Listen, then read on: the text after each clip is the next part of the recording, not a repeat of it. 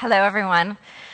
So you guys have heard a lot of information. You've heard trends. You have heard about success stories. And I'm sure you all have gone through that checklist and you've all already identified that you're the next billion-dollar opportunity. But we're all at some stage of entrepreneurism. And I guess the question is, what are you going to do tonight after you're done drinking or when you just go home? Or what are you going to do tomorrow when you get to your office to figure out how to scale your company, which meets all of those 10 checkpoints, to be the next billion-dollar opportunity? And what I would say, from working at large companies and from having successfully sold my startup, is that really the key to it is focus. And so what I'd like to do is sort of share a story with you guys, which hopefully will give you a framework or a lens that you can take home tonight and use tomorrow and the next day, so that you can keep that focus and truly scale your idea or your small company or your mid-sized company to the next billion-dollar opportunity. So I had just closed our Series A round of funding for Foodily, and I had $5 million in the bank. And we were hyper focused on distribution. It was, our key for the next 6 months was to close deals and get distribution. And we were working all sorts of different angles because we didn't know what was going to be successful. So I was working with celebrity chefs. I was working with lifestyle magazines. I was working with publishers. I was working with Sainsbury's and Tesco and Amazon Fresh, just sort of placing bets everywhere. And the deal pipeline was amazing. It's the kind of pipeline you're really excited about.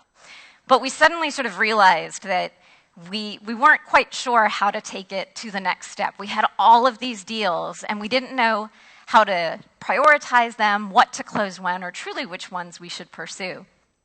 So we called up one of our advisors, one of our actually early angel investors, and I would say that would be another key to success as well, is make sure you have a network that you can call on for advice and call on them often.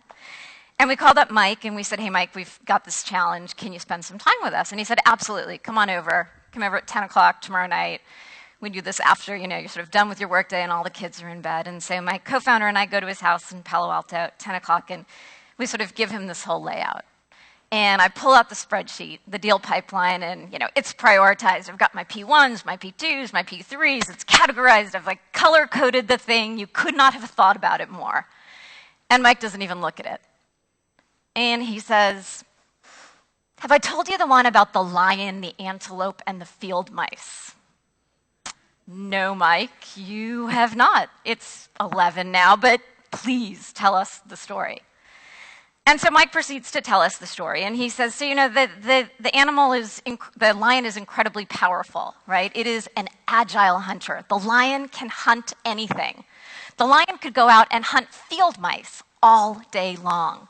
But at the end of the day, the lion could hunt hundreds of field mice, and he won't have enough energy to sustain himself. It's just sort of the math of it, right? There are not enough calories that he can consume hunting all day long. He said, so really, it's about the lion not looking for snacks, but looking for meals. What are the animals that are going to sustain him? It's about the lion hunting antelopes. It's not a snack, it's a meal. And so he does another one of his pregnant pauses, and he says, which are your antelopes? And I said, Mike, they all could be antelopes. We don't know.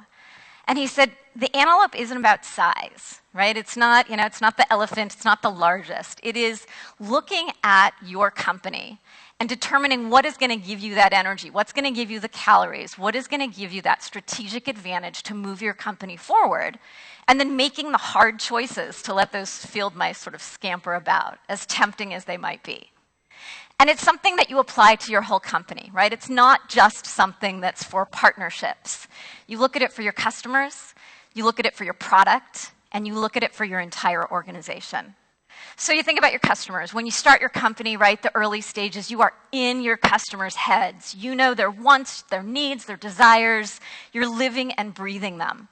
And then when you start growing, you start becoming sort of detached from your customer. You just don't have that direct connection. Maybe another team is responsible for it.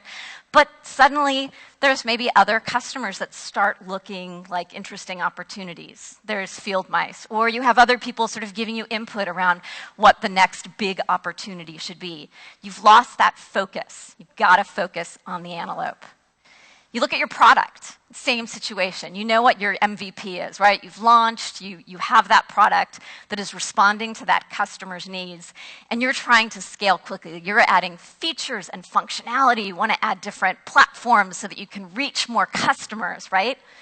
But suddenly, your product is something that's become unwieldy, or maybe you're just not servicing your customer needs anymore. And everyone that works with engineers and every engineer in the room knows that you come with your own field mice, right? Every engineer has like 20 field mice that they want to chase. And they swear to you it won't take any resources away from the rest of the company. I'll do it at night after I'm done with everything. But it's still a field mouse, and you still have to say no. So you have to step back and not only say no to additional development, no, we're not going to do these things, but even more difficult is to look at your existing product and analyze that based upon your needs state and say, is there too much in this product? Are there things that we need to remove from this product to make it more compelling, more relevant for our users? What's the meal? What's the snack? And then lastly, it's the company, right? You've started your company and you found it with a sort of series of ideals or beliefs. You hire against that. And as you scale quickly, there are questions that you have, decisions that you make every single day, which is snacks or meals, right? You're hiring, you're trying to hire quickly. Hiring is incredibly difficult. Are you going to hire that amazing engineer even though you know he's not a culture carrier? He's not a culture fit. No, you have to say no, right? You have to leave that mouse in its place and walk away from it. Are you making sure that all of the employees, as you scale, are as close to the customer and the original sort of product intent as you? So it's a series of decisions. We can sort of talk about the structure of the companies and all of the things that we keep in mind. But I think that the key for all of us entrepreneurs in the room is every day, with every decision, to make sure you're focused on the right things and that you have the ability to make those hard decisions and say no more than you're actually saying yes. Is it a snack or is it a meal?